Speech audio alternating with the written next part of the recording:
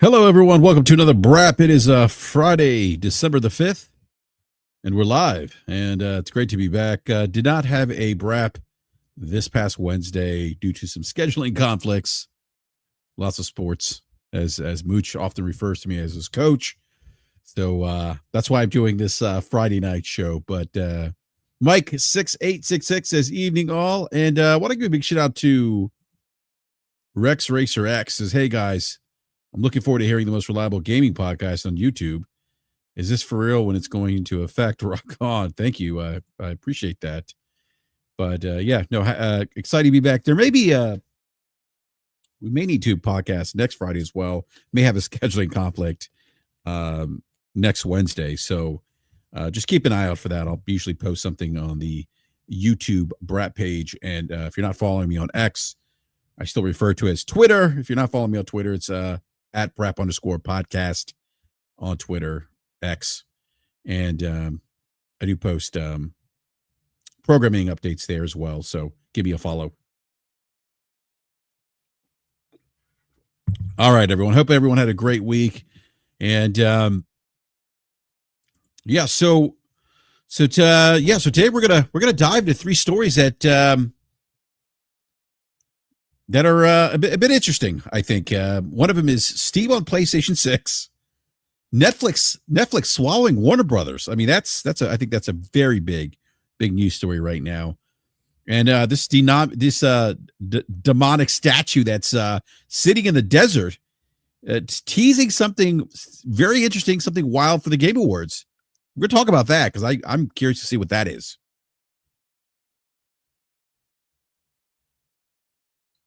So, also going to discuss some of the games that I'm playing right now. Really, one particular game that I'm playing right now. Actually, before we even start getting into the topics this evening, please do me a favor and hit the like button. Let everyone know we're live as well. I'm going to drop a link here in the live chat.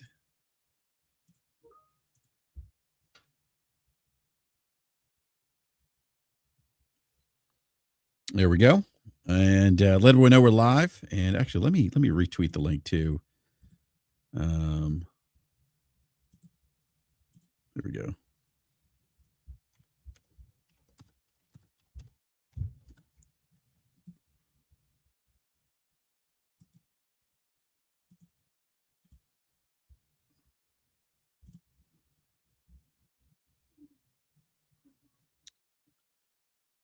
All right. So I've been playing a lot of Arc Raiders. Now haven't really played many extraction shooters. So this is kind of a relatively newer experience for me. And I don't know. I kind of have this like love-hate relationship with Arc Raiders. I was having this conversation with Logic the other day, and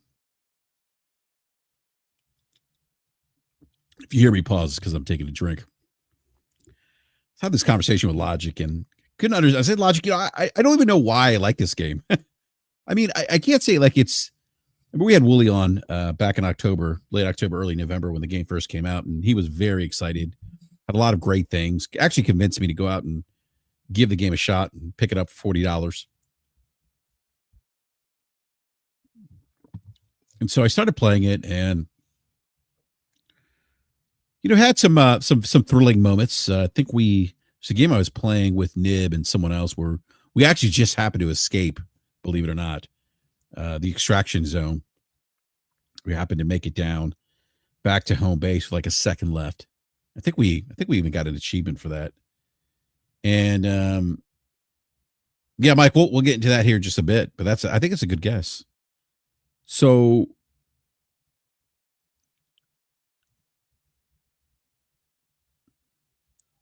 Logic and I were talking about this, and he's like, well, Brap, do you think it's the golf effect? Meaning like, golf is for those who play golf is a brutal sport, right? You can hit, you can hit one great ball off the tee and be right back into it, right? Meaning like, you're like, yeah, I got that one great tee shot, that one shot off my 7-iron that landed on the green. and now you're back into it, right? And it takes away from all the other shots that you took that went either right, left, in a hazard, right? So, so I thought it was a good analogy because that's kind of what I, Mike says, let's see, Mike here, Mike says, Arc Raiders game loop got super old too quickly for me. Yeah, I could see that. I mean, I could see kind of the, you're going back in, you're looting, you're going back to the same places to gather the similar resources, and then you're confronting arcs, and then you're shooting the same arcs. I mean, it's sometimes you don't come across any arcs. So I mean, there's some the experiences are never an exact replica or mirror of what you experienced like the game before, right? But they're very similar. I mean, you're still going, you're still trying to survive, you're still, looting or trying to find specific items to upgrade your workbenches or complete a mission. Some of those require you to shoot down arcs. You may be looking for specific arcs to take down and collect those items, or you may find the grifters who are coming out and shooting you in the back, which is one of my big frustrations about Arc Raiders is that, there's been a couple times the PvP portion of the game's got a bit annoying for me where people are just shooting me in the back, and I'm just like, really, like, shoot me in the back. Now I've gotten to the point where it's, if I see someone, I'm not even, unless they see me, they're screaming friendly, then I'm taking them out. I'm not doing that anymore. I remember Logic saying I was playing the game incorrectly. He says, I think he said something to the fact that he shoots first and will ask questions later. I started adopted that methodology in how I approach Arc Raiders, because I just got tired of getting shot in the back. Like, it's getting really old, and to Mike's point here, Mike's saying PvP is becoming more prevalent than it was at launch too. What started as helping each other fun is now slowly turning toxic. Yeah, I didn't play a lot in the beginning. I onboarded probably about 2 weeks after the game release, but even then, it wasn't as bad as.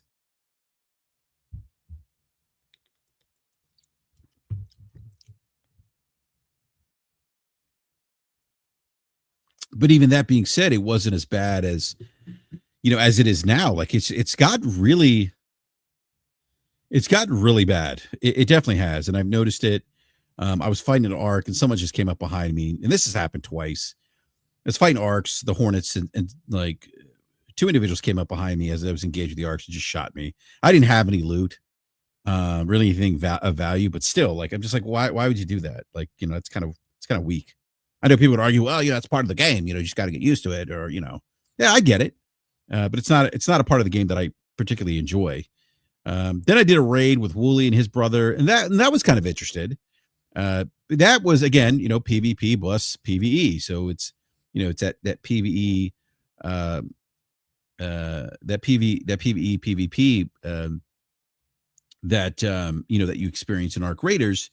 And that was okay. I just, again, it's kind of like people shooting you in the back when you're engaged with arcs. I just don't know if I find that fun. I'll be playing again this weekend. I mean, there is a particular loop. Like, I go back to what Logic was saying about, his analogy with Arc Raiders and playing golf. That's probably the one thing that keeps coming back, is that, I try to get good runs, where I'm not being shot at from the back, or, I'm collecting good loot. I'm extracting with good loot. I'm collecting the resources I need to upgrade, my workbenches, things like that, completing missions. So, but I don't know, I don't know if it's going to be a game that I continue playing for a long time. I mean, there isn't anything right now that I really want to play. I mean, Outer Worlds 2 is in my queue right now. Maybe I go pick that up, or maybe I fire that up and start playing that a bit this weekend. I don't know if I want to get into a game like Outer Worlds 2. I just feel like that's very involved. Having just offboarded off of Ghosts of Yote, which I think I put about 55 hours in, and then before that I was playing Death Stranding 2. So, for me, like, part of the attraction of Arc Raiders is that it's easy enough for me to just pick up and play. I don't have to think about it too much.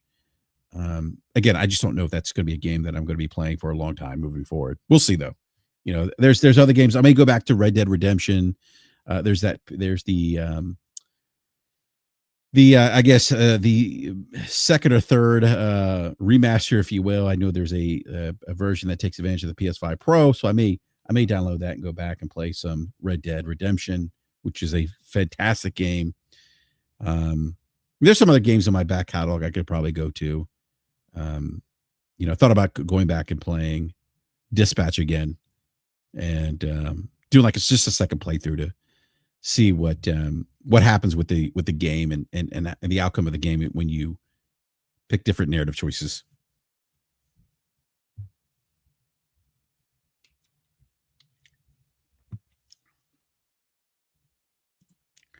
Yeah, Mike says I'd like to toggle decide between PvP or not.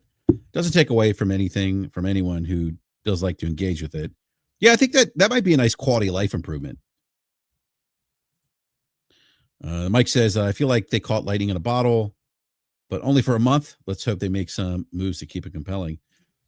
Yeah. What's going on, Thrifty? Yeah, it's interesting. I mean, it's going to be interesting to see, what kind of, I know they had some kind of event where there was a queen arc guarding some kind of, loot drop or something this past weekend. And I didn't get a chance to, participate in that event just because I didn't have a team. I did see people though, when I was at, damn battlegrounds. I did see some people trying to, I don't know, from a distance take shot at the queen arc, and I'm like, it just seemed like a waste of time because eventually you'd run out of ammo or probably get shot in the back. Yeah, Mike, that's a great point. I mean, it was designed originally as a PVE game, and then PvP was a later decision for them.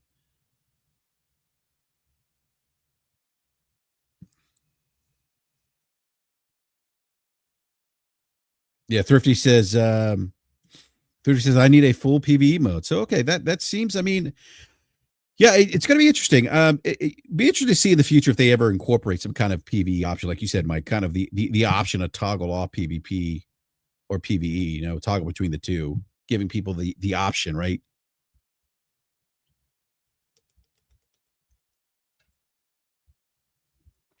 Although I think from like a gameplay perspective, though, like it does certainly take away from that heightened sense of urgency, though, right? If you're only battling the arcs, like I certainly understand the argument of okay, well, I don't have to worry about people shooting me in the back, and that's probably be a better experience. But I do think from the perspective of that sense of urgency, like there's even more of a greater sense of urgency now, especially when you're extracting, right? That there could be someone camping the extraction zone. I really haven't seen that as much, although I did actually shoot someone in the extraction zone. I actually had somebody. I was at the damn battlegrounds, and somebody I was looting something, and someone walked in and shot me from the back, and I just yelled, "Are you kidding me?" And they actually stopped. They heard me. I had proximity chat on, and they heard me. They stopped shooting me. And then as I'm getting ready to, I call up the lift, and I'm sitting there. I see that same person fighting a Rocketeer, and I think at that point I just, I had enough. I think I hit my breaking point. I've been griffed enough times where I was just like, I'm done. And I just saw that guy. I'm like, you know what? This is the same asshole who tried to shoot me in the back. Granted, he stopped, but here he is fighting this Rocketeer, and I wasn't helping him shoot the Rocketeer. He literally dives in. And I know he's hurt. He dives into the lift, and I just said, you know what? F this guy, and I shoot him, and I kill him and drop him and take his loot right before the hatches close and we descend back to base. So that was kind of payback.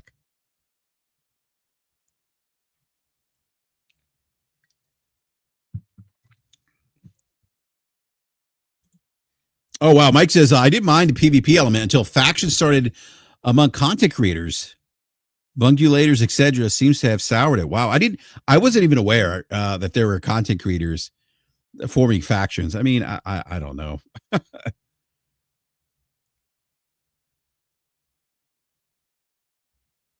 Okay, yeah. So Mike says I think it was slowly turned toxic before Burnt Peanut created the bungulators. Yeah, that's unfortunate. Like I don't like those toxic elements in gaming. Yeah, that's why I always turn off the chat lobby in Call of Duty because it's so toxic. It sort of ruins the enjoyment of the game, in my opinion.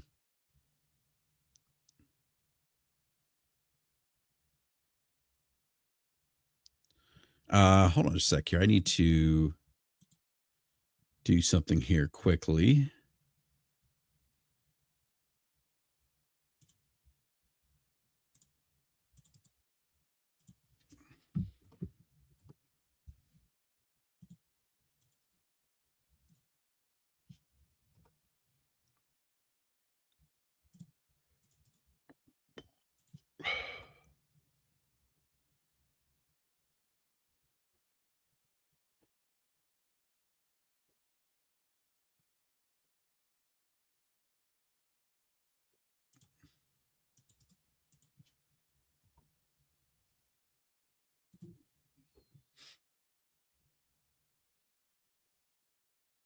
All right.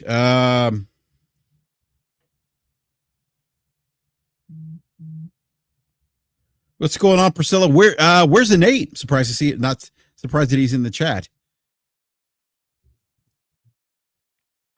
What's going on here down under?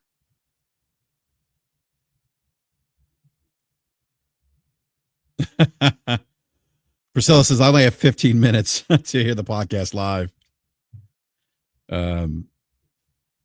Now, thank you for joining the show.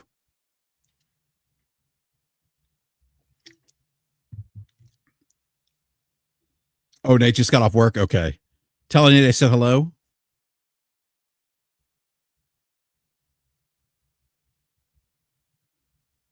Oh wow, zero lag, really, Hero down under. Okay, that's good stuff.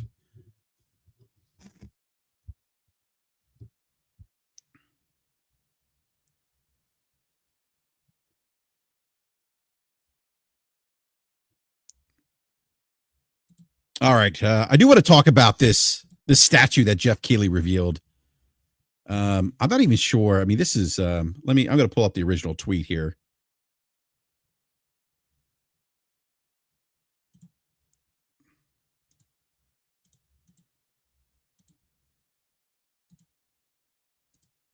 This is one of the more interesting, I think, teases that you see my response here to Keighley. One of the more interesting teases that I've seen. I mean, this is out in the middle desert in California, close to outside of San Diego, if I'm not mistaken. Oh yeah, we're gonna talk about the Netflix and WB deal, and it's gonna be interesting how that impacts games. I talk about that here in just a second. I would imagine some of those games making on Netflix's gaming. Netflix offers gaming on their platform. But yeah, this is one of the more interesting, I think, teases that I can remember. In the 10, how long have the Keighley's been around for? 10 years? I think 10 years. That sounds right. The Game Awards show for the last 10 years or so. This statue comes out. Keighley just puts this out here, right? And it initially, I mean, this really got a lot of people talking, set the internet ablaze. Everyone's talking about this, right? When Keighley releases this image last week, and so some people speculated that that it was in fact maybe God of War Egypt. I'm not so sure that it's I'm not so sure that who knows what it is.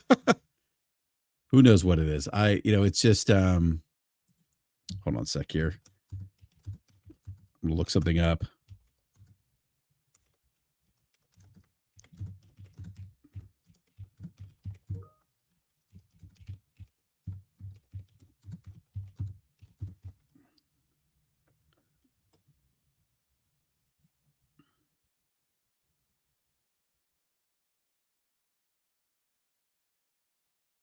Trying to find the pictures of, because now this thing lights up now.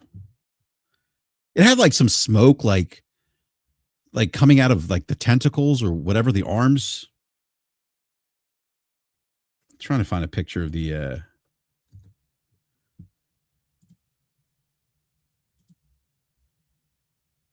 see if I could find a picture of it glowing at night.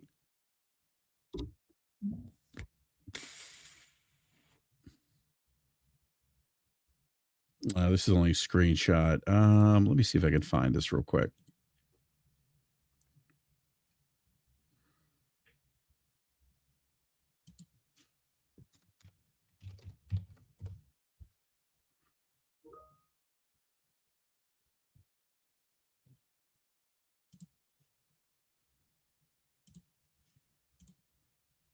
Oh, here we go. All right, I found an article here that has a statue glowing, but yeah, this is just strange, right? Like it actually looks really cool. Now, naturally, I thought, hey, this has got to be a God of War, right? The armor here, look at the armor. It looks like Kratos's armor.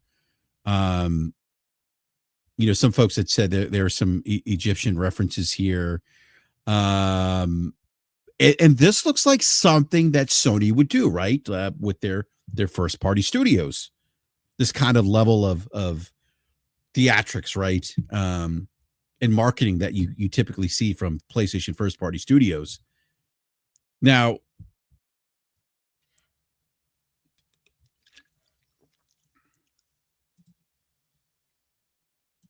share this picture here. Now, here's the picture of it glowing. So I think this is cool. Now, some people have speculated that this is America's staff here in the middle under the circle, and that this is a tease to like a sequel to the Elder Scrolls, or not. I'm sorry, not Elden Ring, not Elder Scrolls. Now, some people suggested this is I think it was David Jaffe who said this is confirmation of a Burning Man video game. um, but this is really cool. Like this is like I can't recall a game ever being teased like this. Just randomly, I think it's brilliant. By the way, you have this sculpted piece sitting in the desert, right, with all these like dead demonic figures. There's a bear. There's this what people thought was Kratos's armor plate. Some people have speculated. Someone said that Corey Barlog was in their chat. I don't know the fact that was Corey Barlog. So that Corey Barlog was in their live stream and was saying that no, it's not God of War. It's not a God of War game, but it's just it just appeared out there. Obviously, Keeley knows what it is, right? But this thing is really interesting.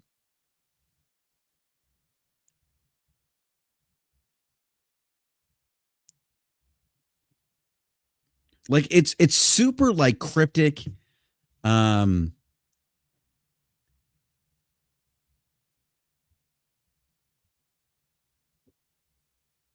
like some people like are saying it's a Diablo expansion, Elder Scrolls 6.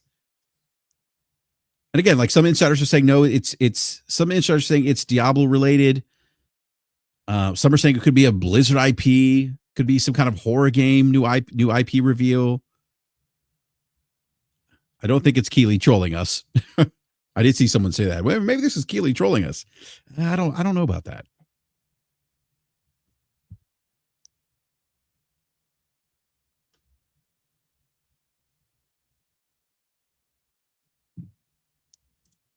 I don't think this is Keeley trolling us.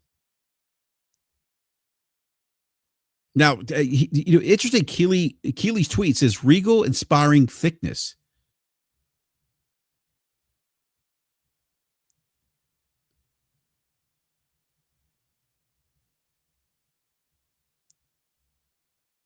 Now, some people are speculating that again, this could be maybe a Elden Ring.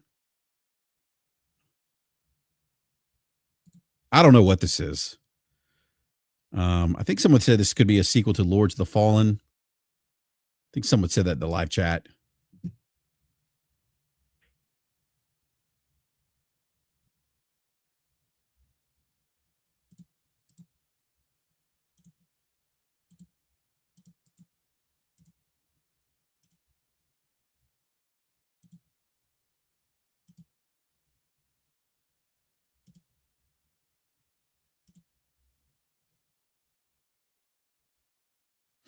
Oh, sorry. I just got, let's see. Opinion, the Game Award, Team of the Year, Prom, Game of the Year, Reagan. Oh, so it was Barlog? Okay. I'm sorry, reading a DM someone sent me. Looked at that was Corey Barlog saying it's not God of War. Definitely not from Wolverine. Probably not Rex Racer X. Pillars of Eternity. Someone said maybe it's a Pillars of Eternity. Something tied to Pillars of Eternity. And Nate, so when Nate says it looks like Saros, and that's, Nate, I was thinking the same thing too when I first saw this. I'm like, wonder if this is a tie into Saros.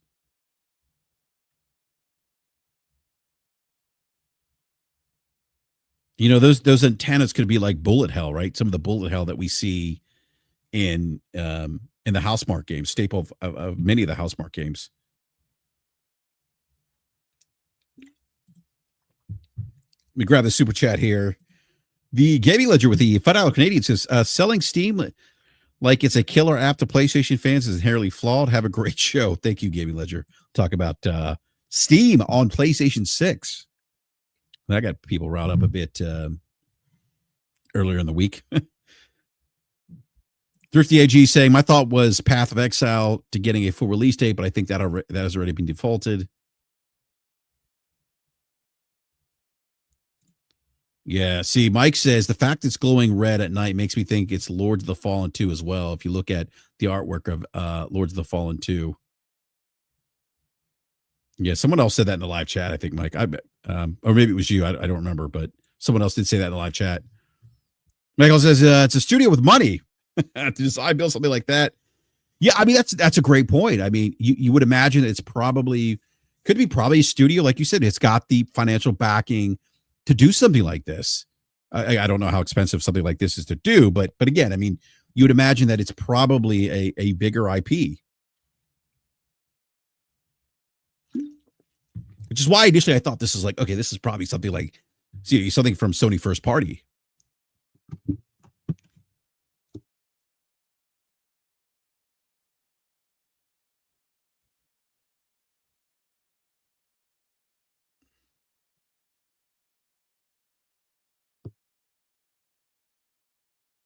Yeah, I don't know. This one's interesting. I tell you what, I think I what if this is like ends up being some kind of and not no slander against indie games, but what if this becomes like some kind of indie game, right? And we're all like, that's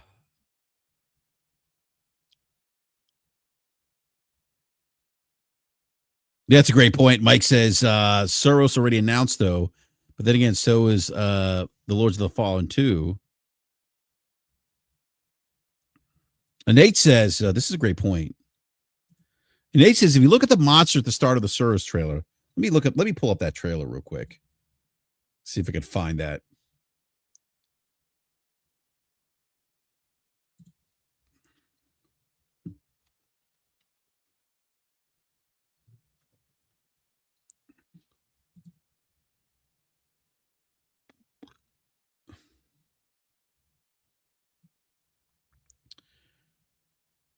Are you talking about the gameplay reveal trailer? Are you talking about the Sero cinematic announcement trailer? There's two trailers.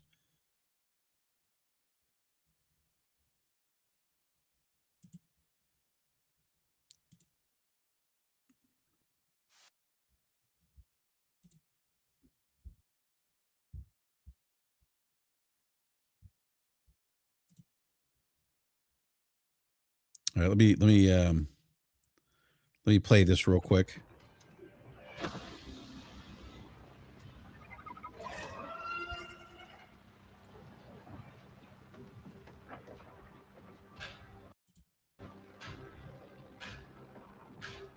This is the Seros trailer, the gameplay reveal trailer. I'm not sure if this is what Nate's referring to. Time stretches and tears.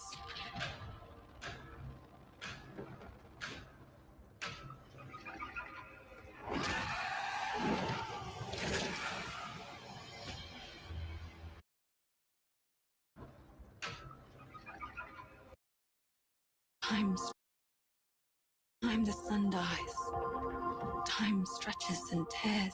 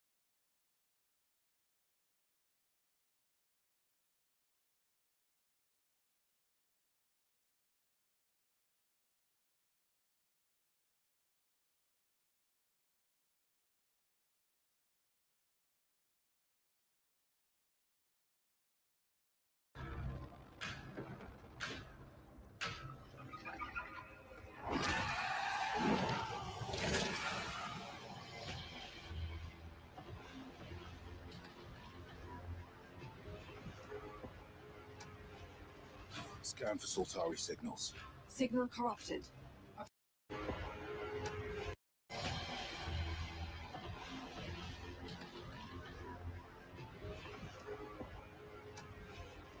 Scan for Sultari signals.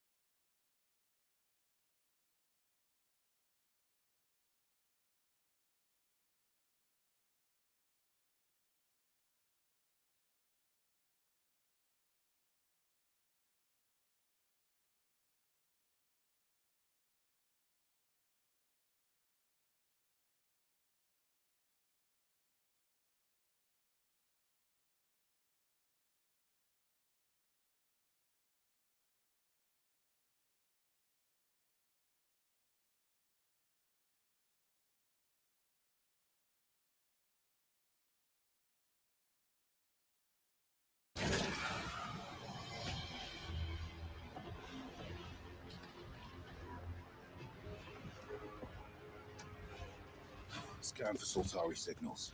Signal corrupted. You know what? I'm so sorry. I had the mic muted.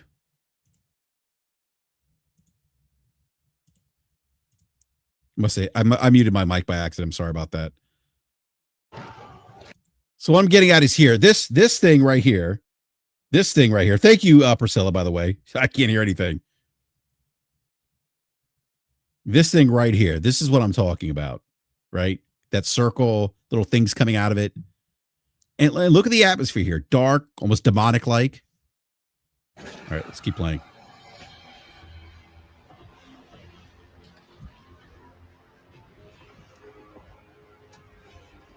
Scan for Sultari signals. Signal corrupted. Approximating. Is that the thing from the ridge? Confirmed. You better stay out of my way. Hey everyone, how's it going? I'm Gregory Loudon, Creative Director at Housemarque. Today we are thrilled to show off this first look of gameplay for Saros. I tell you what, I'm thrilled to watch this gameplay again. Saros builds on Returnal's Saros looks great. Emotional and haunting story of Arjun Devraz's drive for answers on the shape-shifting planet of Carcosa. Now his armor that armor that he's wearing doesn't look like what we saw in the statue. Here we show off one of our exciting combat. Look at the particle effects, the bullet hell, love it. By holding R1, you can defend yourself and absorb projectiles. I don't know how I feel about the shield and absorbing the projectiles. I feel like it's a little bit cheesy. Unless the bullet hell is so out of control that it absolutely requires you to have some kind of shield.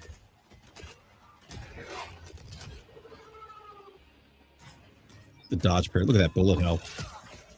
By absorbing projectiles, you can now hit back hard using your power weapon. By holding the adaptive trigger on L2, you'll be able to destroy enemies using Eclipse. Mass-produced 201 says, I think the statue's a new IP. Could be. Oh, I'm so excited for this game. I need to go back and play Returnal. Sultari holocache detected. Mark it on the map. Here is a Sultari hololog, where you can learn more. All right. Look at the figures here at the bottom, right? Kind of looks like the statue, right? I think I'm convinced. Like, what do you guys think here? Like, seriously, look at the bottom here, right? Look at like the statues, the hands coming out.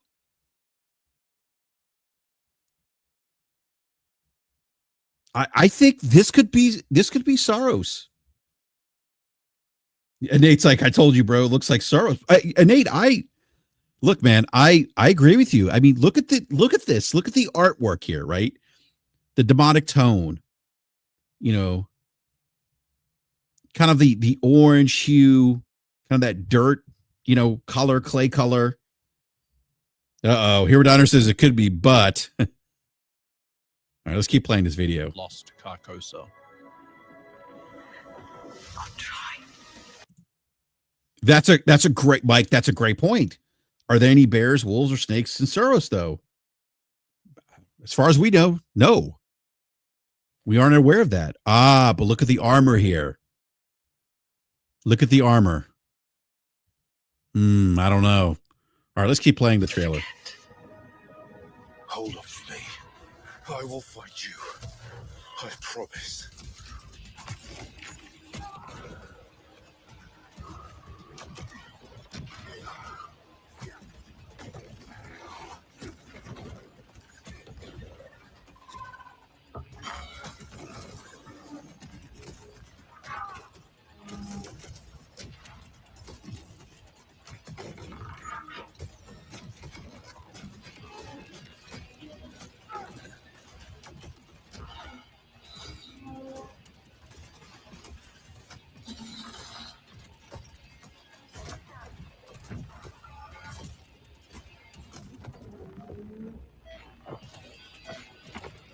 This is Second Chance, where you can be revived on first death to get straight back into the action. Second Chance is part of our permanent progression systems, which means you will always come back stronger.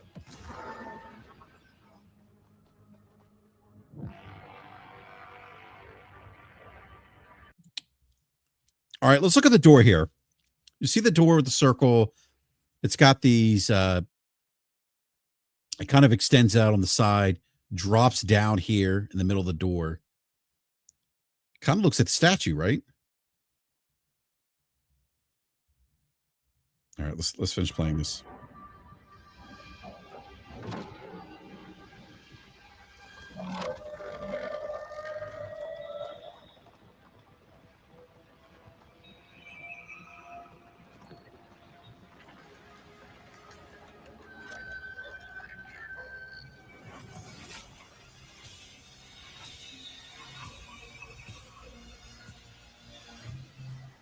The sun is forever.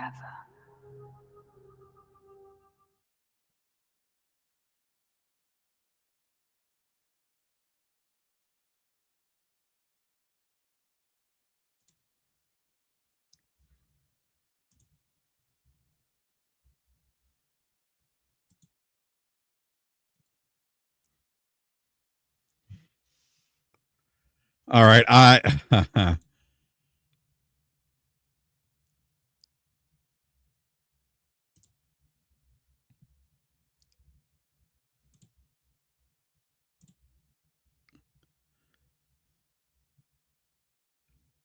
don't know. This is I don't know. What do you guys think after watching that trailer? I mean, I think this could be Soros. I really do. I think this could be Soros.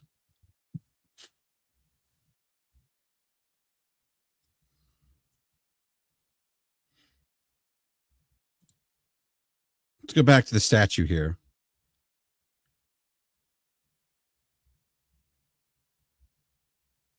What do they say at the end of the video trailer? Like the sun is always constant or something. The sun is crap. There's something at the end of the trailer, something about the sun being a constant. And if we think about the desert, right? What's the one thing about the desert? Heat, that it's unbearable. The sun is always constant, right? There's always this heat, swelter. Like it's I don't know. And it's positioning the desert kind of looks like that one scene that we saw. Oh, don't say it's a Bloodborne game. Oh, geez, probably not. Much as I would love for it to be, it's not.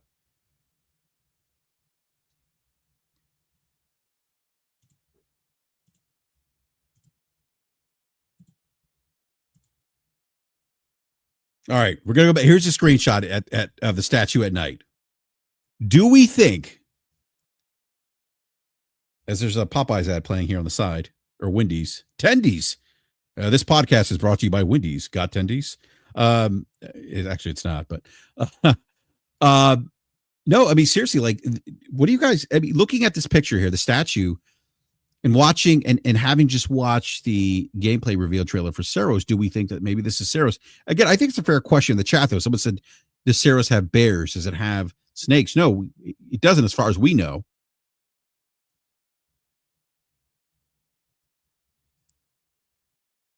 But they said something about the sun being constant. They said in that video clip, in the desert, in the desert, the sun is always a constant. That's why it's always hot.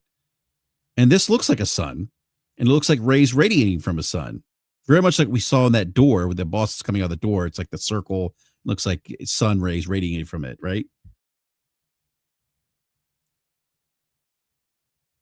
GTA 6. Oh my goodness. Can you imagine this was GTA 6? That would be hilarious. It'd be the ultimate troll by Rockstar.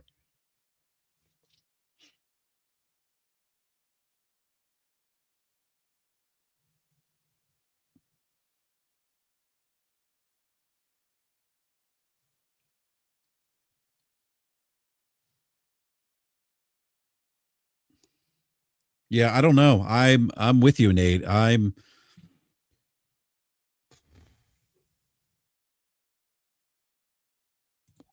Nate says, I feel like the arms extending out like that looks like that boss and desert and colors theme all scream like sun like Saros. Yeah.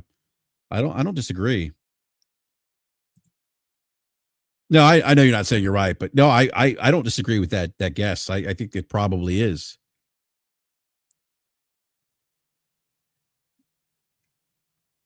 I'm grab the super chat from Boardwalk Country with the $5 super chat. Thank you. Says, what are your thoughts on Ghosts? I really enjoyed the varying bounties. That's the greatest differentiator. Oni's story was the best. Greatness. Yeah, I loved Ghost of Yote. The bounties were great. Aksu, I thought was a great character. I mean, Atsu was just. I actually preferred Atsu as a character than I did in Sakai. You know, I know others have a difference of opinion there, but I preferred her character.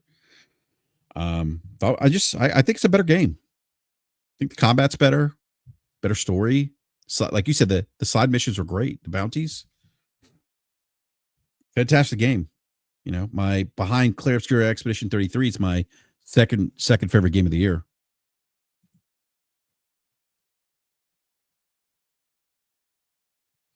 Hero Downer says I didn't like the ending. Oh, okay. Maybe we have to have you on, Hero Downer, do a spoiler cast.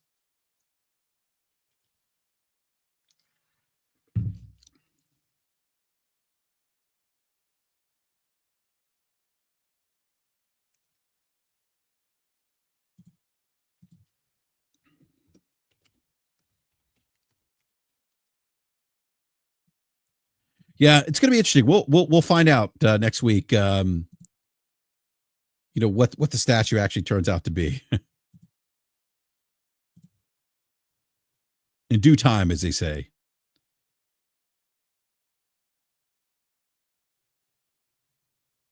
Yeah, I've also seen some fans speculate that this is Elder Scrolls.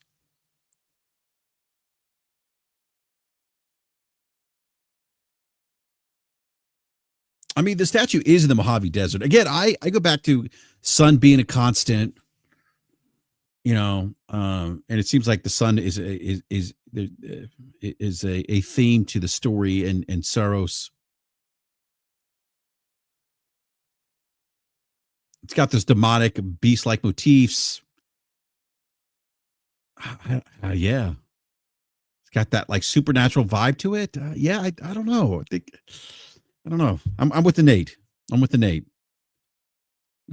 But let me know in the comments section what you all think. If you think it's Saros, if you think it's something else. But we'll find out December 11th.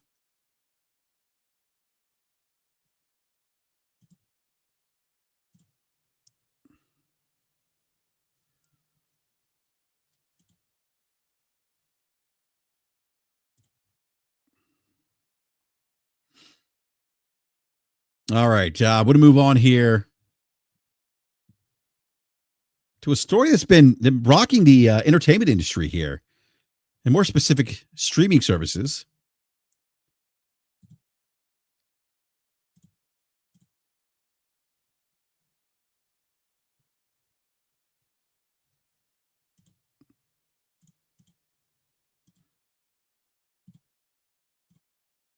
Netflix is to buy Warner Brothers film and streaming assets in a $72 billion deal. This news story dropped earlier this morning. So Netflix announced Friday it's reached a deal to buy pieces of Warner Brothers Discovery, bringing a swift end to a dramatic bidding process. Saw Paramount, Skydance, and Comcast also vying for the legacy assets. The deals for Warner Brothers Discovery's film studio and streaming service, HBO Max. Warner Brothers Discovery will still spin out its TV networks, which includes TNT and CNN as previously planned. So yeah, so the television networks aren't part of this deal. Will be spun out into a new company. The acquisition is expected to close in 12 to 18 months. To read some of the article here from CNBC, the transaction is composed of cash and stock and is valued at $27.75 per share. That puts the equity value of the deal at $72 billion, with a total enterprise value of approximately $82.7 billion. Again, Netflix will acquire Warner Brothers film studio and streaming service, HBO Max. Netflix is about to become a behemoth of a content streaming platform. I mean, you think about all the assets, the IP that Warner Brothers owns. You look at the shows in HBO Max. I think that you often hear me talk about professional wrestling here.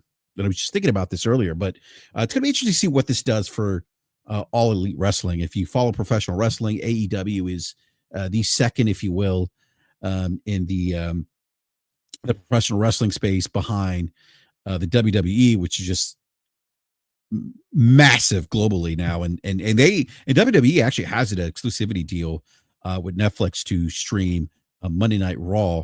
So it's going to be interesting. AEW does have a deal right now in place with Time Warner, or no, I'm not Time Warner. It used to be Time Warner, with Warner Discovery on its television stations. They do have weekly programming on TBS and TNT. That deal, I believe, runs through 2028. But they also have a deal that includes streaming their pay-per-views. You do have to pay for the pay-per-views. They are at a discounted rate if you subscribe to HBO Max. But you can stream some of the weekly shows on HBO Max. So it's going to be interesting to see what happens with AEW if Netflix, considering the deal they have with WWE to stream their content, if they're going to want to bring on a competitor of WWE's. Be interesting to see how that all plays out, and what that means for AEW in terms of streaming its content in the future, or whether or not they'll have a platform to stream their content, or if they don't have a platform to stream their content, let's say Netflix says, no, we don't want your content because we have WWE. It'll be interesting to see if if AEW goes to another streaming platform to stream their content, or they just say, hey, you know what, we're only going to have our television shows on, TBS, TNT. Obviously, they have their pay-per-views, which you can buy, via your cable provider, or you can buy on Amazon Prime. You can, again, buy them HBO Max. So, but I believe, again, their television deal runs to 2028. So it will be interesting to see, if they're able to, and if the entity that becomes TBS, TNT, CNN, if they have the interest in the money to want to sign AEW to another television deal. But anyhow, that's probably for a different podcast as it relates to professional wrestling, but just something that I was thinking about. Mass says Trump trying to block the deal. I haven't read anything about any reaction just yet from the current administration. I would be surprised that he'd want to block it, I guess, because I don't know. Republican administrations tend to be a bit more pro-business and pro-consolidation.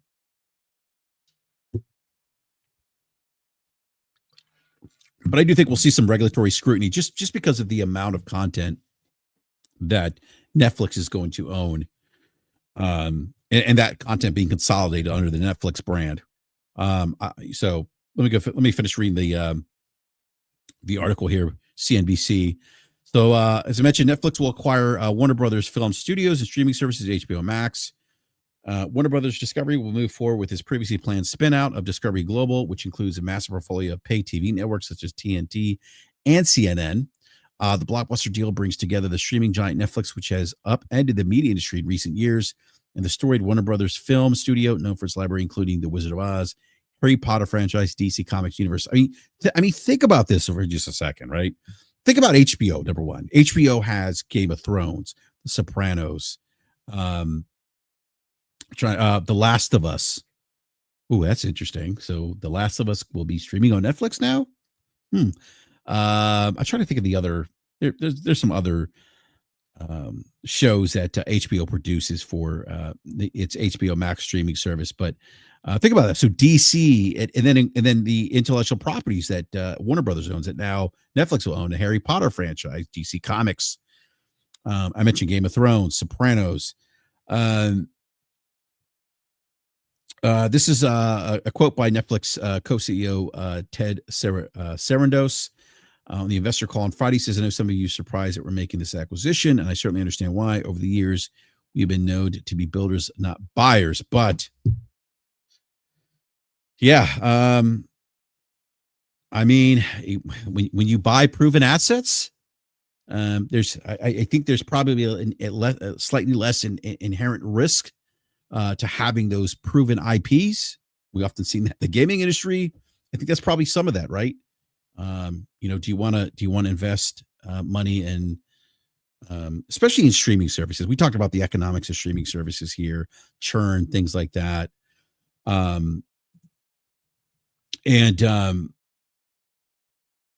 I'm not gonna get. Someone mentioned. So Josh, there's Cartoon Network's part of that.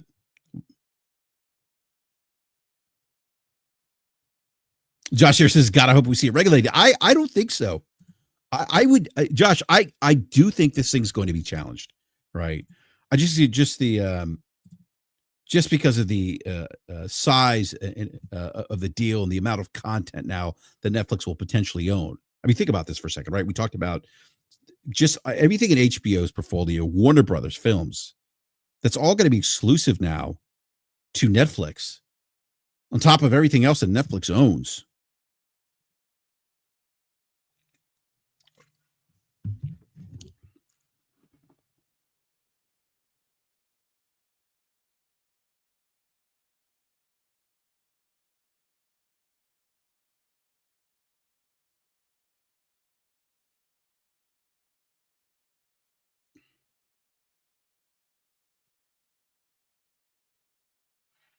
Sorry, give me a second here.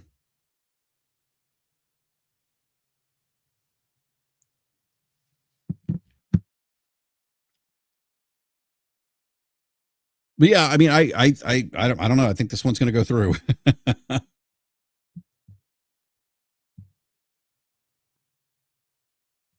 think if the ABK deal taught us anything, right?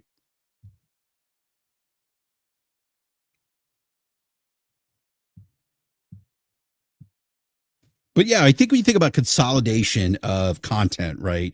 Market power, you combining, Netflix's streaming business with Warner Brothers Studios and streaming platforms, HBO Max. It's going to give it. I've seen some analysts estimate that it's going to give it a combined that it's really going to make it that the merger would make it a Netflix a dominant streaming company, right? That will have a dominant share of the streaming market. And I did read earlier today, some analysts, sorry, look at my notes here.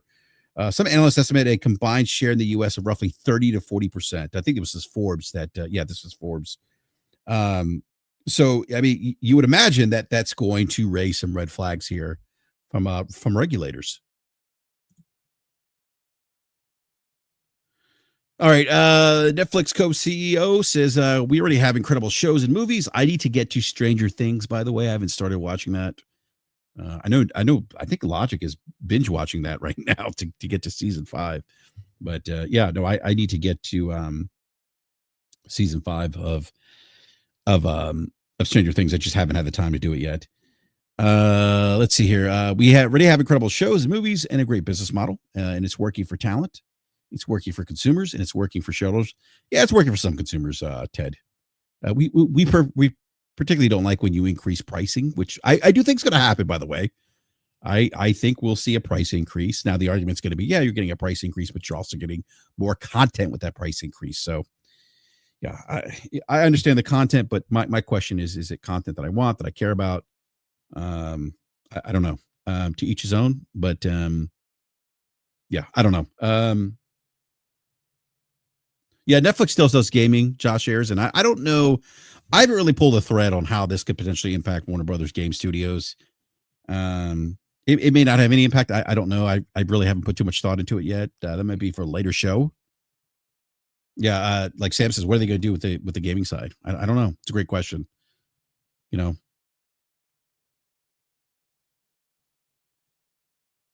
I don't know. Does Netflix have the appetite to for the gaming industry to put out big AAA games? Like a Hogwarts Legacy. I don't know.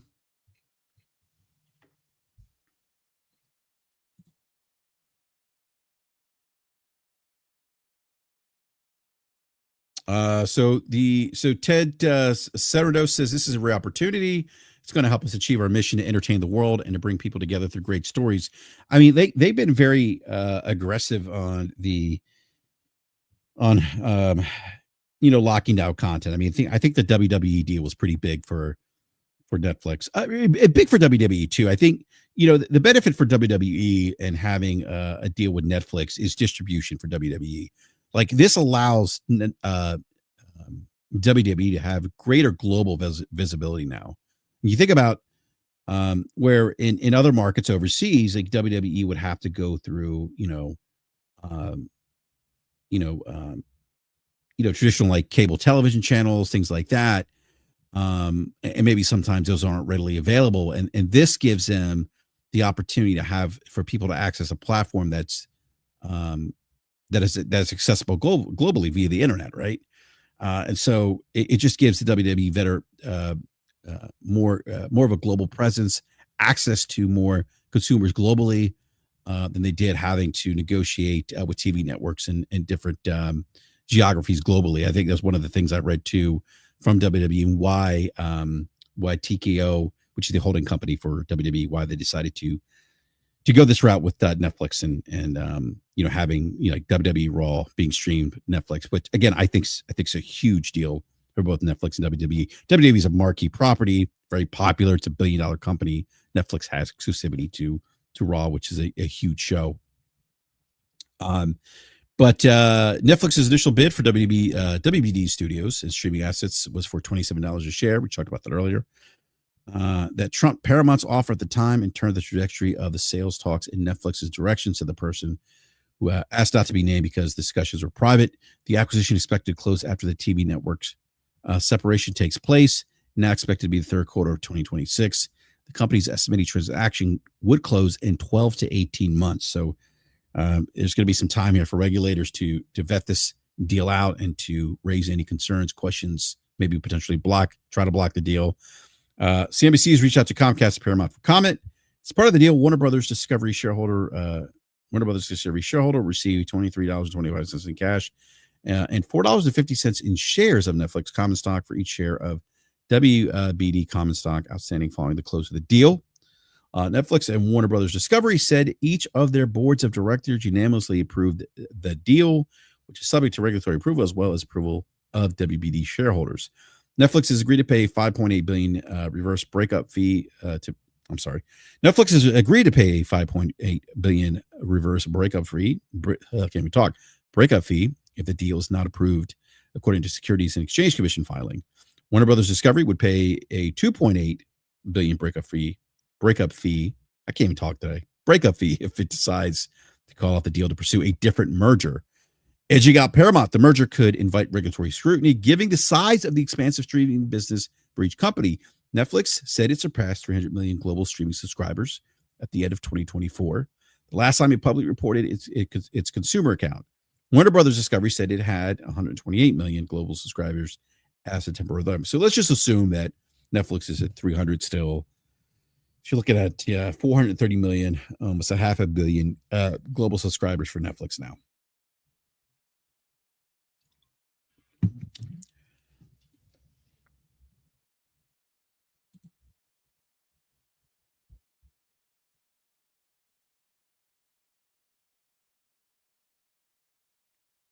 Oh yeah, Josh, that's right. Red Dead Redemption got advertised to me on Netflix earlier this week. Yeah, actually, it did for me too. And as we know, mass consolidation always leads to job loss. As much as a lot of people were, oh, the ABK deal is going to be great for developers. They're not going to lose their jobs. It's going to be great. It's going to be wonderful, Hillary. Hillary, the ABK deal is going to be wonderful, Hillary. It's going to be great. It's going to be great for American workers. They're not going to lose their jobs, Hillary. It's going to be amazing. The deal is going to be great. Developers, consolidation, it's great. It's pro-American. It's pro-job, pro-consumer. Yeah, and then we see what happened. Layoffs, studio closures.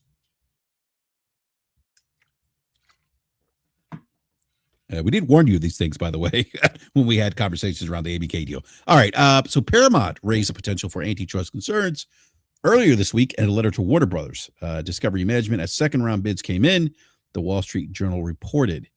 The newly merged Paramount Skydance made its initial run at Warner Brothers Discovery in September, submitting 3 bids before WBD launched a formal sale process. The David Ellison-run company was the only suitor bidding for the entirety of WBD's portfolio, the film studio, streaming business, and TV networks. Now, I mean, people used to say that gaming subscriptions is the future. Now, imagine that if that was the future. Imagine a future in gaming where there was this fight for content and there was this mass consolidation. Would we really want that as consumers? I would not want that as a consumer, because mass consolidation leads to less competition. Less competition leads to less creativity and things like that. I'm not even, look, I can't say, look, somebody asked me earlier, how I felt about this potential acquisition of Warner Brothers. I'm not a fan of mass consolidation. I'm just not.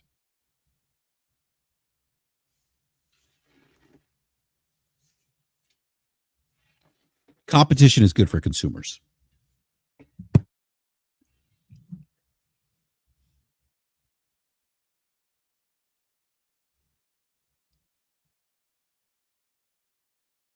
I wonder what Corey Darlow?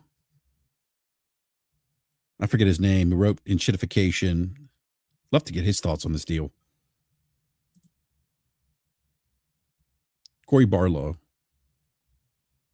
I forget his name. Anyhow, earlier this week, Paramount raised.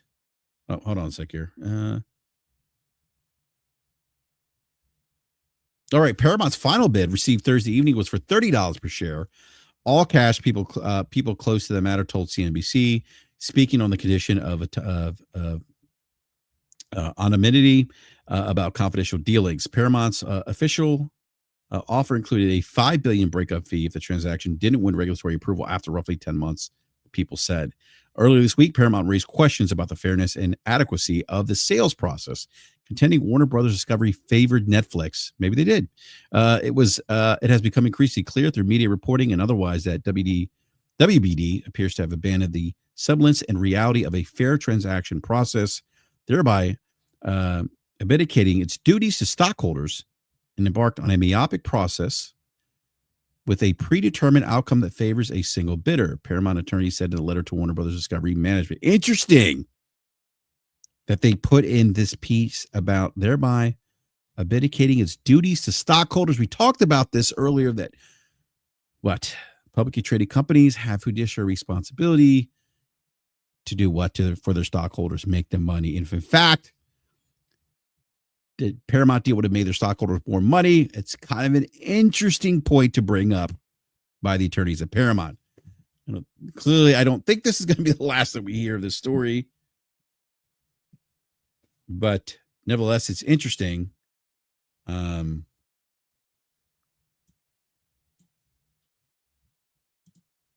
I didn't have this in my bingo card for 2026. Corey Doctorow, thank you, Hero Down Under. Corey Doctorow. We also had someone else. I forget. We had him on the show during the ABK deal, and I forget his name now. I think he runs in the same circles as Corey Doctorow.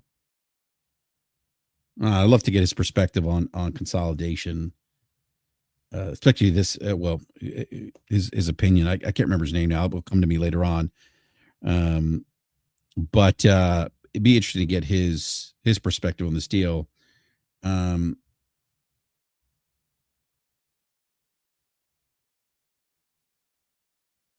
So I think that the regulators, this is just off the cuff here.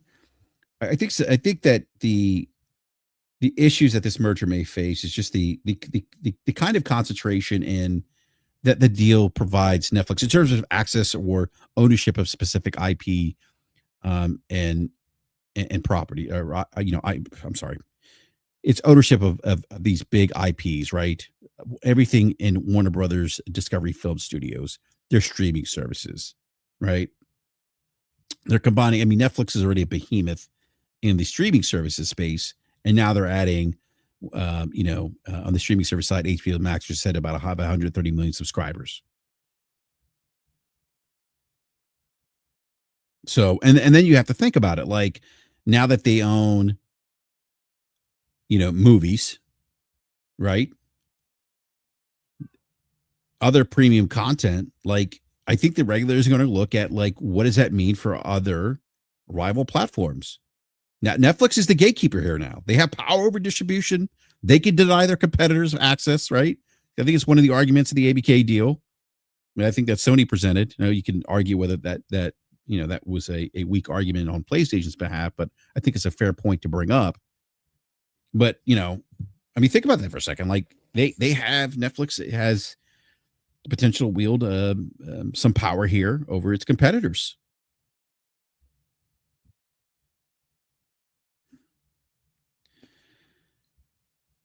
I said this earlier, like less competition means less consumer choice, less creative risk.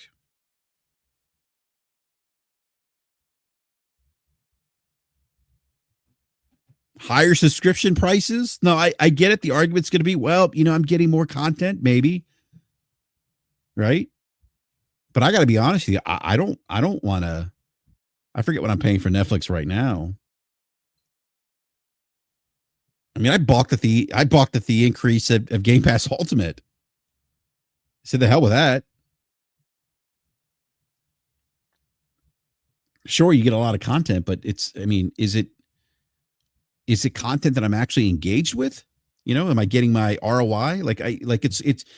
I can't put value into a subscription service based on a what if. Yes, I have this massive I have this access, right? This treasure trove of IP that I could watch potentially on Netflix. But if I'm not watching it, how is it value to me as a consumer? I personally don't see value in that what if scenario. That what if I have access to all this content that I could potentially watch.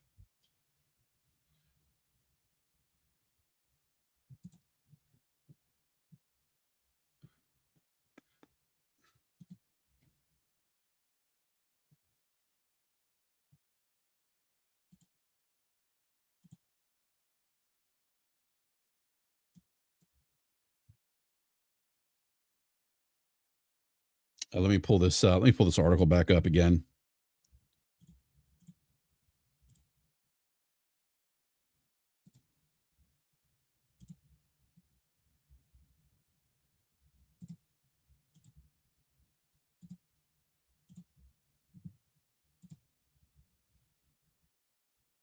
Yeah, Mango says they offer mobile games for subscribers. That they do. I was thinking about the little guy too, right? The little guy in all this in entertainment. Like maybe having all this, all these studios consolidated under Netflix, fewer independent studios, fewer competing streaming platforms. What does that do for creativity, diversity? Does this lead to fewer films and TV shows? Like that is it harmful to consumer choice, cultural competition?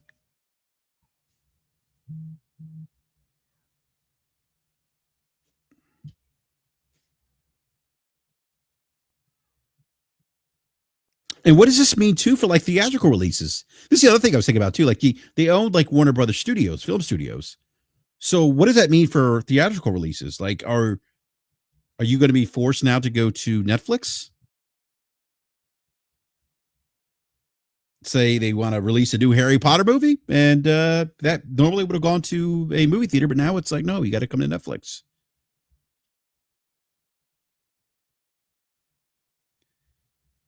Does this undercut movie theaters?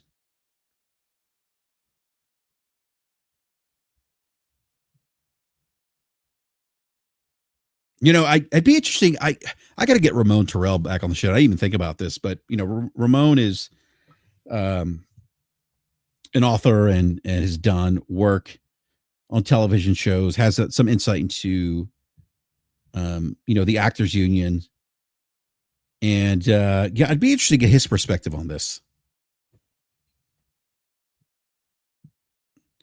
Now, Elizabeth Warren, no surprise here. She's already called out the deal, said it was an anti-monopoly nightmare. She's very vocal about the ABK deal.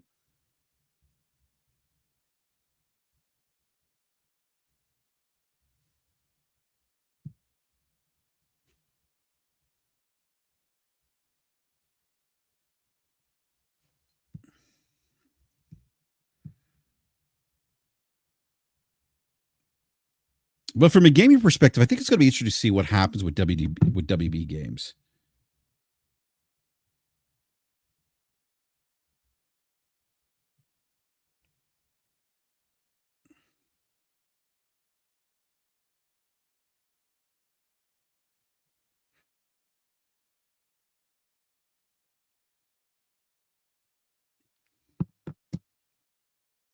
Like, I don't know.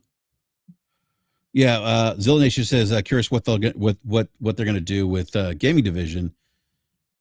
Here Daughter says, I expect him to sell game studios. I mean, like, yeah, I don't know if they have the appetite to do AAA stuff. And again, I haven't put too much thought into the gaming side, but just off the cuff here, I think that maybe they focus more on smaller games.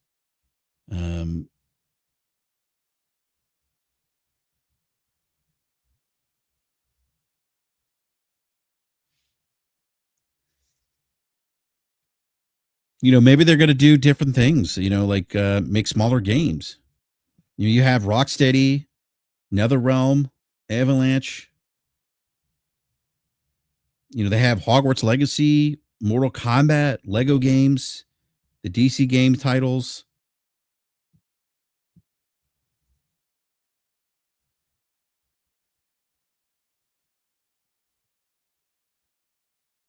I mean, like, okay, like, so look, even before this deal, like Netflix obviously is, they've shown interest in gaming, right? Someone in the live chat mentioned mobile gamings. Yes, they build a presence in the mobile gaming space. Now they don't have a big footprint, but they have tried to make some inroads in the gaming space. I guess what I'm wondering is with this, with their acquisition strategy here and now owning WB Games, like, are they going to produce, these full scale, high budget AAA games?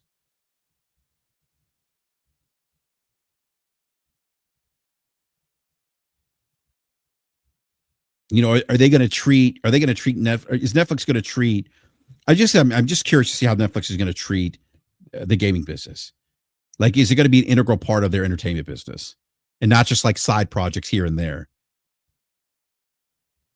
And then are they going to leverage like their some of the big gaming IPs? Are they going to leverage that into new movies or streaming content, television shows for Netflix?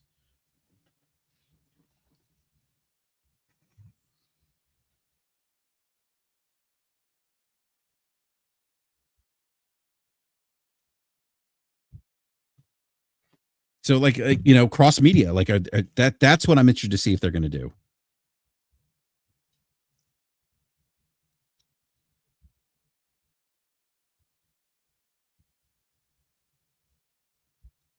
But I think someone said this earlier. There could be some additional house cleaning. I mean, there was already some,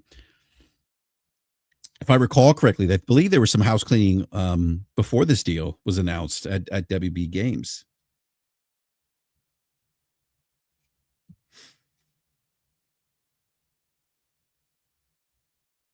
You know, I think what I would lean on is that I think that just I'll say this, and I'll again just off the cuff here. I think that just because Netflix owns WB Games now, I think that for I don't think that guarantees that all of WB's games studios or even IP will get the same treatment going forward. I think there's probably going to be some additional house cleaning. Batman Beyond game, easy money.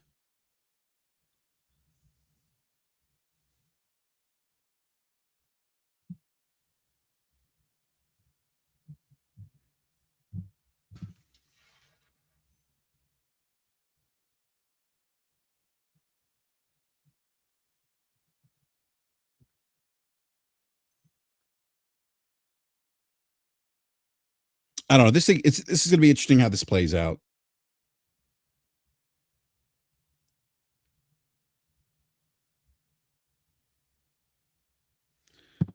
All right, everyone.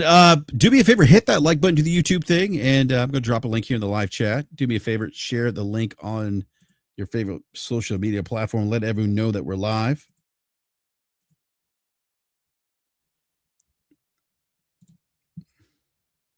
By the way, great conversation in the chat as always. I really appreciate the community that we built here. It's always reflective. Great community is always reflected here in the live chat. Every time we have a show, we go live. So thank you, everyone.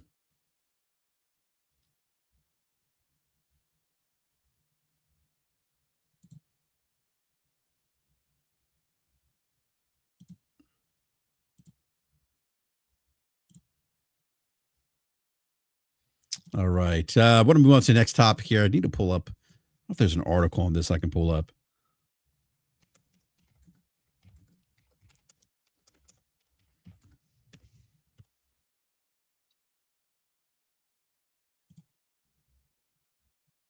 A lot of YouTube videos about this, but I didn't see many articles.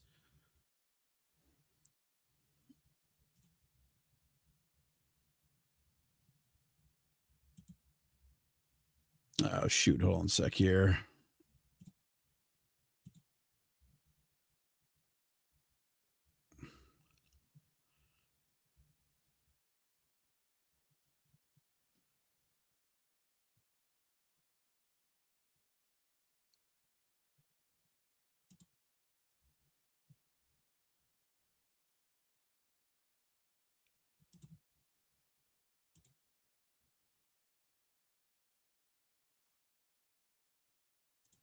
All right. Let me see here. Let me see if I can pull up the video.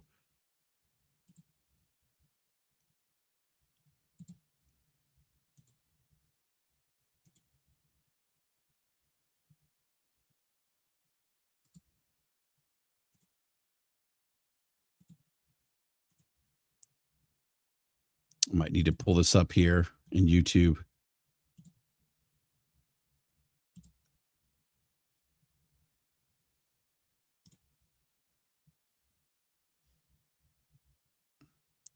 Give me a sec. I'm trying to pull up this. All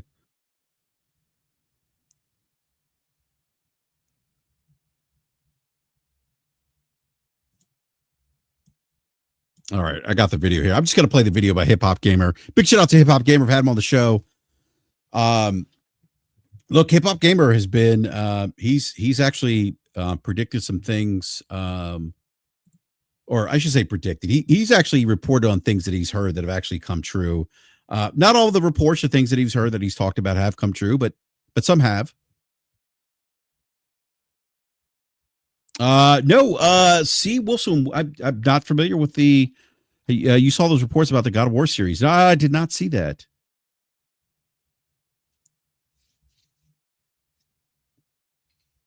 I did not see that.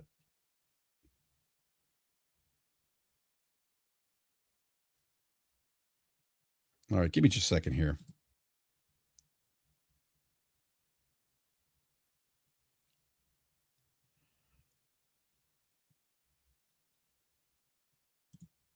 I'll have to pull that. I'll have to pull the thread on that the news story about the God of War series.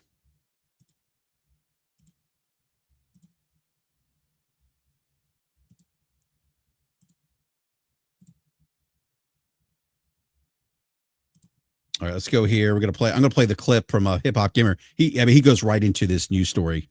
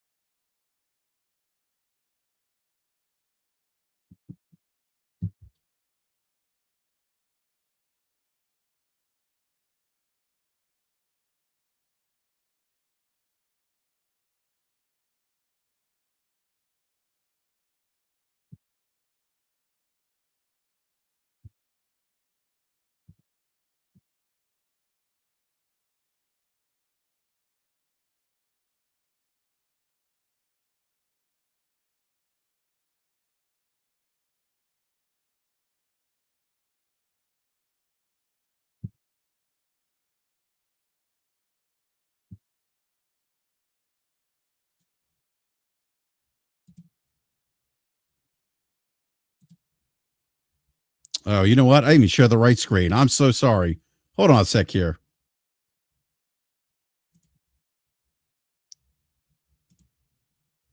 All right. I need to play this again. I don't know if you guys heard the audio, but let me do this again. Sorry about that.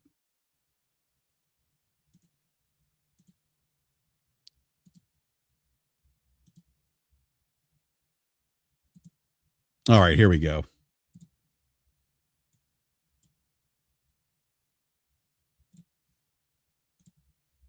Yo, what's up, what's up? You rocking with the GOAT of the game, hip-hop game. My Hot 97 is going down right now. Look, let's get straight to the point, baby. Steam is coming to PlayStation 6. Confirmed. You know how it gets down when I come around with these videos, you know what I'm saying? And listen, later on, make sure y'all give me the credit when the news come out, you know what I'm saying? And all these outlets you be acting like they the ones who they don't bring nothing. You know what I'm saying? They ain't break nothing. Make sure you source this video. You already know what it is. Now, let's get to it. Steam is officially coming to PlayStation 6. Now, obviously, I can't give away my sources and stuff like that, but I'm going to let you in on a little something. Now, the first thing I could tell you is this, right? PlayStation 6 officially will be more of an open platform. Yes, it's crazy. It's happening.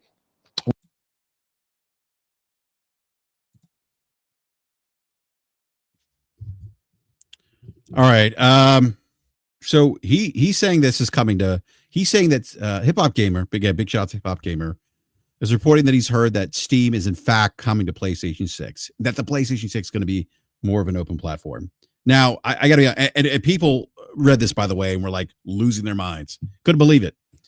I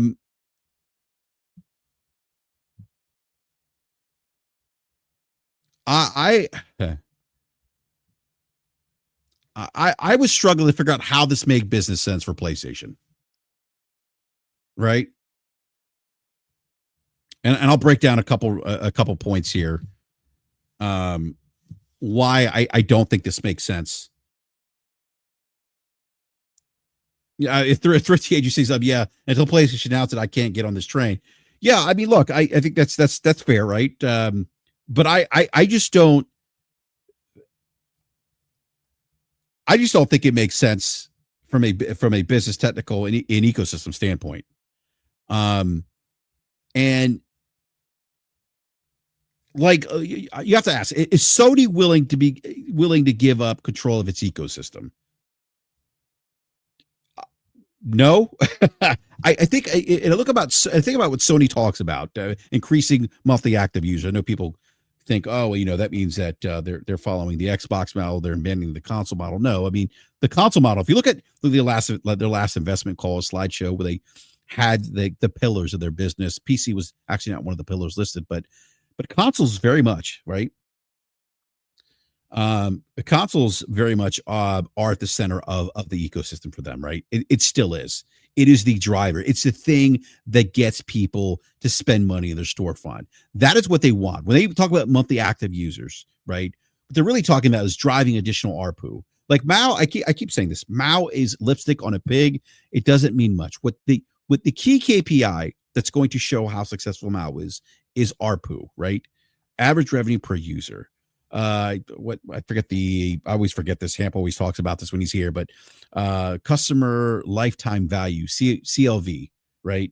They're looking to see how much money they can extract out of a single customer in the lifespan of that particular generation. RPU, revenue per user. Yeah, that is the thing that they're looking at driving, right? And they do that, right? They use, and this is the thing that drives me crazy. I think people often over focus when they have the conversation around exclusives, right? And whether exclusives matter. And I'm not going to get into that conversation today because we had this conversation a million times on the show about how exclusives are important differentiators in the marketplace, especially for ecosystems, and they do drive additional spend. People often focus too much on exclusivity in terms of individual retail unit sales. It's bigger than that.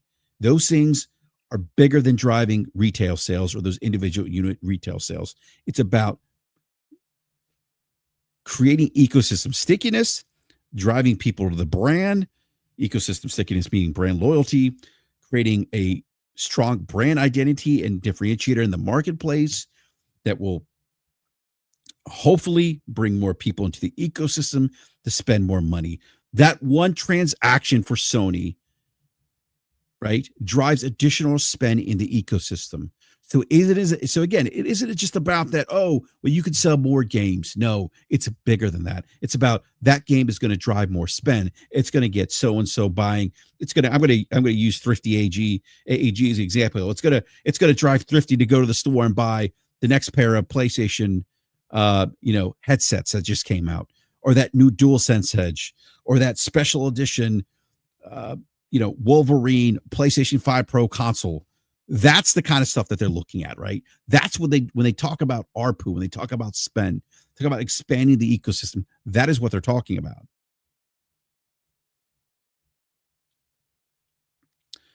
All right. I just went on a little bit of a rant there. We're at the super chat. Gabe Ledger with the $5 donation says it makes sense. Businesses, if Sony wants to leave gaming and sell. Yeah, which I don't think they want to do, because, and this is the other thing we got to remember, like PlayStation as a business accounts for more than a third of the revenue for Sony. Thrifty says, I love those earbuds, but that's the point, right? They want to sell Thrifty those new earbuds, right? They want you to spend money in the PlayStation store,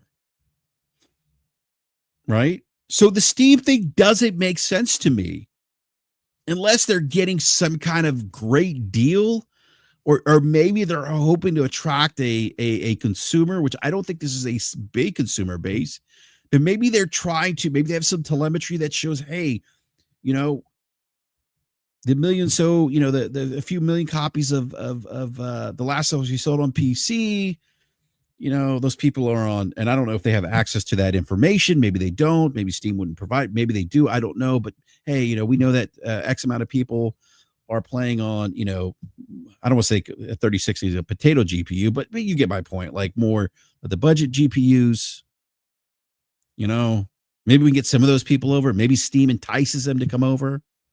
But then if you're on Steam, why would you want to go to PlayStation, right? And I'm not saying that there's zero cross-pollination here of consumers, right? Moving back and forth. I'm not saying that at all. I just don't think it's enough for them to undertake that technical lift or potentially, give up some control of their ecosystem.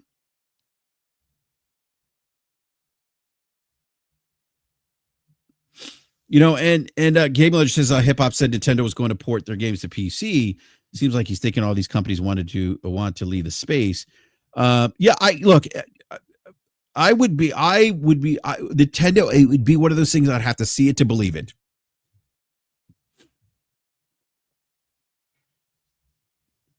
but I do think the way these companies look at outside of Nintendo, but I think that the way and look, even timed exclusivity is still exclusivity, right? And not all of Sony's exclusives have gone to PC. I should throw that out as well. And even then, like you're still getting what I would argue is the more premium experience, right? Of a Sony tentpole franchise on the PlayStation than you are if you step outside the ecosystem, right? You know, you're going to get that the DualSense Edge functionality. You are going to get those games that are specifically coded to the hardware, close to the metal, optimized for PlayStation 5 specifically in mind. Take advantage of specific PlayStation 5 feature sets that you're not going to have on PC.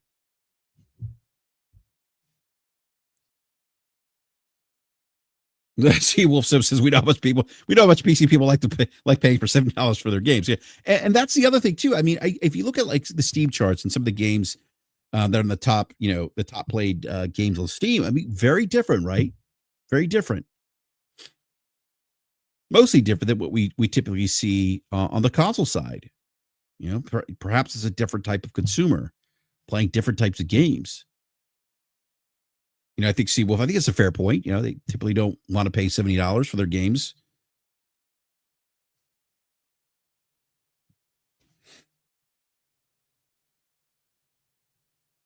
So like the PlayStation business model as it stands today, it's built on controlling game distribution, storefront, taking a 30% cut of digital sales, storefront, controlling certification, updates, platform rules, storefront, platform. Like do they want to give that up? I don't know.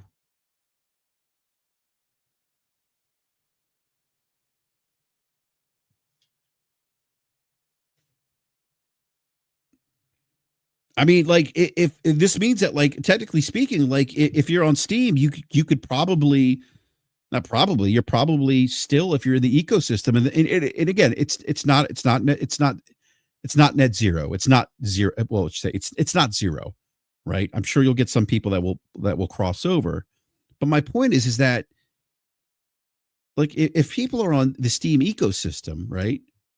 It's hard to pull people away from ecosystems once they're entrenched in that ecosystem with their game library. You know, there's certain differentiators within ecosystems that, I mean, you look at Epic Games, right? Epic Games free games. You know, they were giving they have Fortnite, and even then they couldn't really put a dent into the Steam ecosystem. And you look what Steam has done with the Steam Deck, further solidifying that ecosystem stickiness for its consumers who have bought into the hardware. Now they have the Steam machine coming out.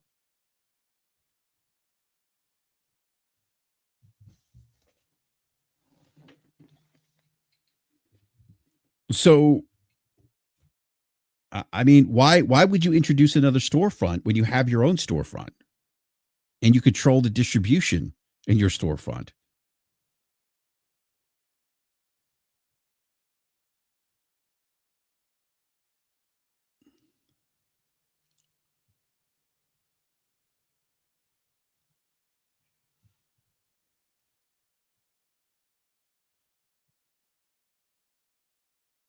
So if Steam's allowed on PlayStation 6, right, players could buy their games through Valve instead of the PlayStation Store, right? So what does that mean? It means Sony loses revenue. And this is important, I think, too. I don't think we talk about this enough. There's certainly value in data, player activity. Sony loses that. Sony loses data about player activity. They lose leverage they have on other developers. You know, you think about that storefront, right? If you're the only storefront, now you could charge premium, storefront advertisement to developers. You potentially lose that, maybe, right? If you introduce a competitive storefront.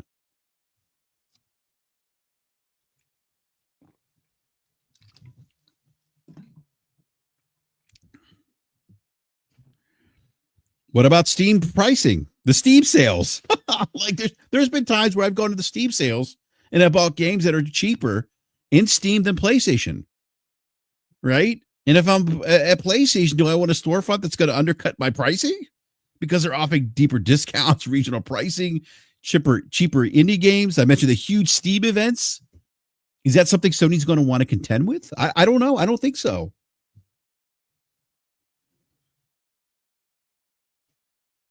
Like I can't imagine a world where Sony, and then you have to ask, like, what if Sony said, okay, yeah, we'll allow Steam I'll play devil's advocate here. We'll allow the Steam store. We're going to allow it here on the PlayStation 6.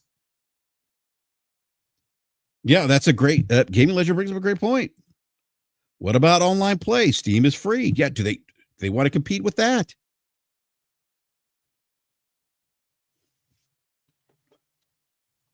That's a revenue stream for PlayStation. Do they want to give that up? Probably not. They'd have to make that revenue up somewhere else. Where do they make that revenue up?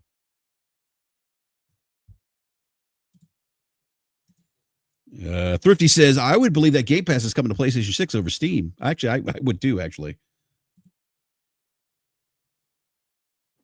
But then I was thinking, and I haven't pulled the thread on this enough, but I was actually thinking, let me know what you guys think in the chat here. But I was thinking, what if it isn't the PlayStation 6, but it's the rumored PlayStation handheld, right? What if PlayStation is creating a device that would play PlayStation games, right? And also, no, that wouldn't make sense either. Never mind. Because they would still want to control the storefront. Forget that idea. All right.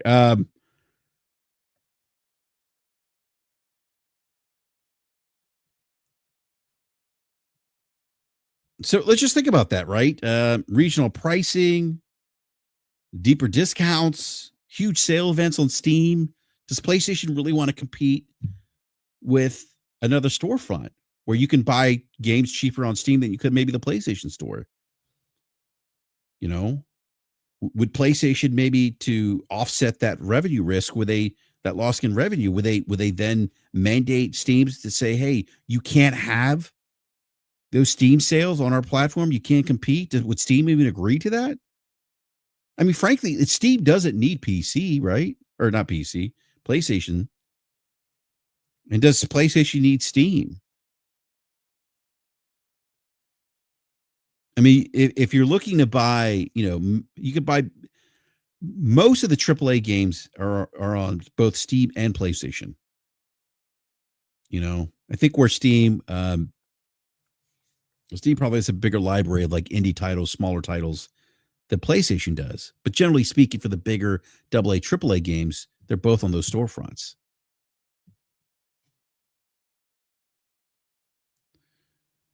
Then we talk about, I'll get in a little bit the technical aspect of it.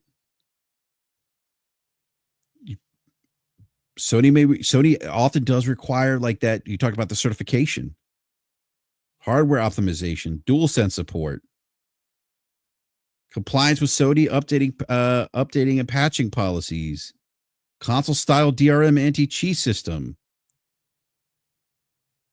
PC games on Steam don't go through the Sony certification process. They have different hardware assumptions because they're geared towards when PC games, again, they're not specifically developed for a specific hardware, right? You don't get that level of optimization that you do on console on PC.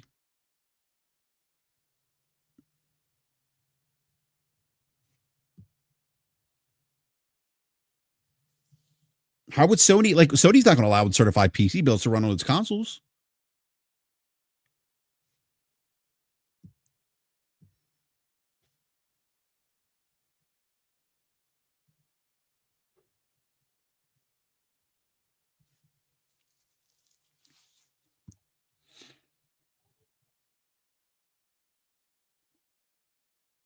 And then if he's saying it's more of an open platform, are they running some are they running Proton? That's a part I probably need to pull. I need to pull that apart a little bit more.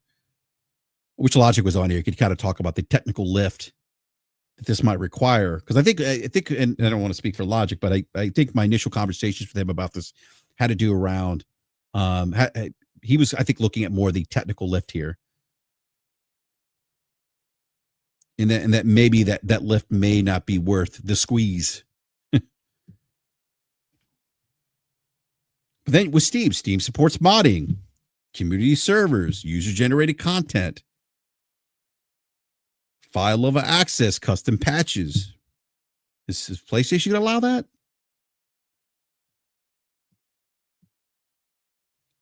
And again, I don't see the incentive for Valve. Like Valve has control over its distribution on PC. Like Valve would probably need to give Sony a cut. Do they want to give Sony a cut? Do they want to comply with Sony's rules or certification rules? Like Steam would probably, I would imagine, be a bit more restricted than they are on PC.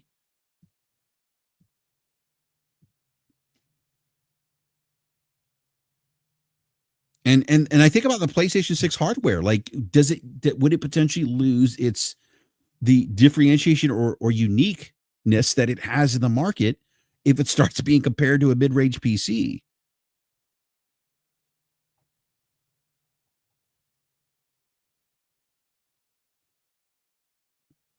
Does that open the expectation for consumers who expect like broader PC-like features that maybe the PlayStation can't support? I don't know. These are just, again, just these are the questions that I was just thinking about over the last couple of days when this broke. Look, I don't disagree that PlayStation is a bit more open in its business model, right? But the hardware itself is still a closed platform.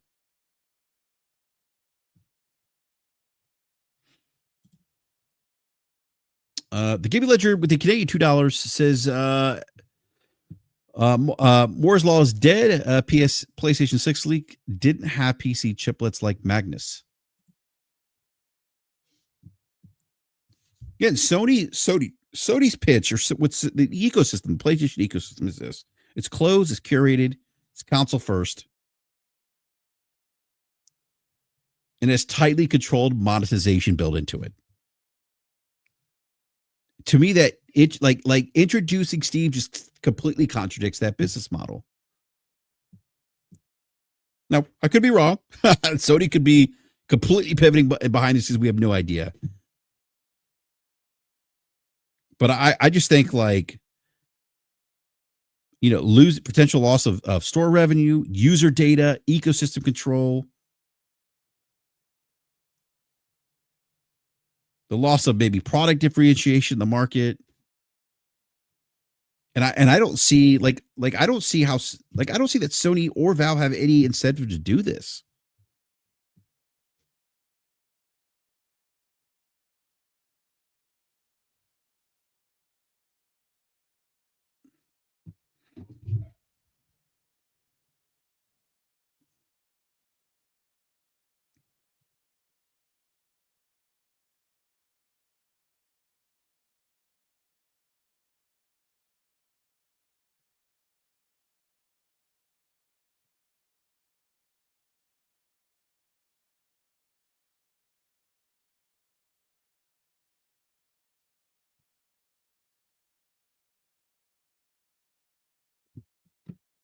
Yeah, I don't know. This is a head scratcher for me.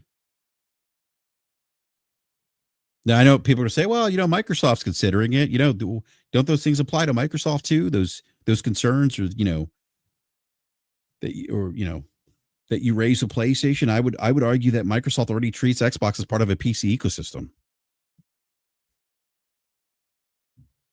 Xbox, Windows, they share the same development environment.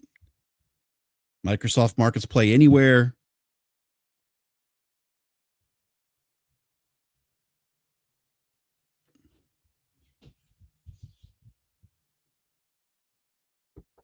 So yeah, I just think it's going to be interesting. If this is true, if this comes to fruition.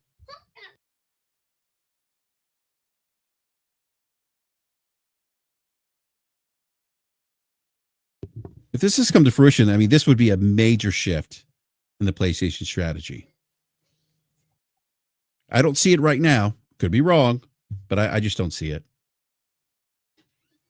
So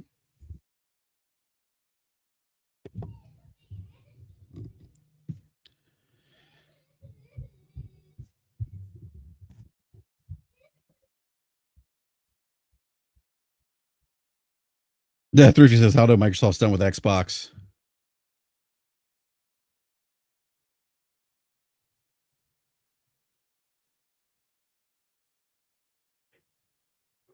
Yeah, I don't know. I think it was Thrifty who said you're more likely to see Game Pass on PlayStation than Steam. Yeah, I would actually agree with that.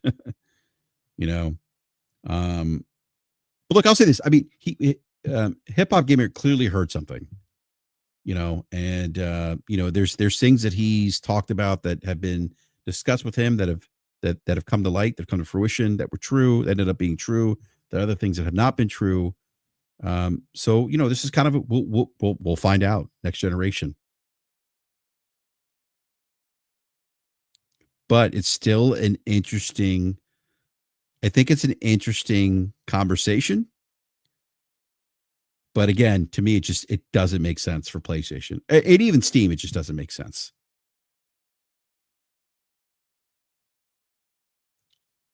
Let me know what you think in the comments section below. If you think Steam is coming to PlayStation 6, very interested to read everyone's perspective on this. And on that note, we're going to go ahead and wrap up the show. I want to thank everyone for hanging out with us this evening. Not our regularly scheduled BRAP that we have on. I'm sorry, this isn't we don't always go live on. We always don't go live on Fridays. Our regularly scheduled program is always on Wednesday nights at 9 p.m. Eastern time. Again, I may have a schedule conflict next Wednesday, so we may not have a BRAP next Wednesday at 9 p.m. Eastern time. But please, again, I'll post programming updates on the YouTube channel and on Twitter X. You can follow me there at BRAP_podcast. So there is a chance we may be going live next Friday as well. But I'll keep everyone posted. But do me a favor, do the YouTube thing, hit the like button. If you're new, consider subscribing, hit the bell notification so you're alerted when we go live. But I do want to thank everyone for hanging out with us this evening. As always, it's a pleasure. And I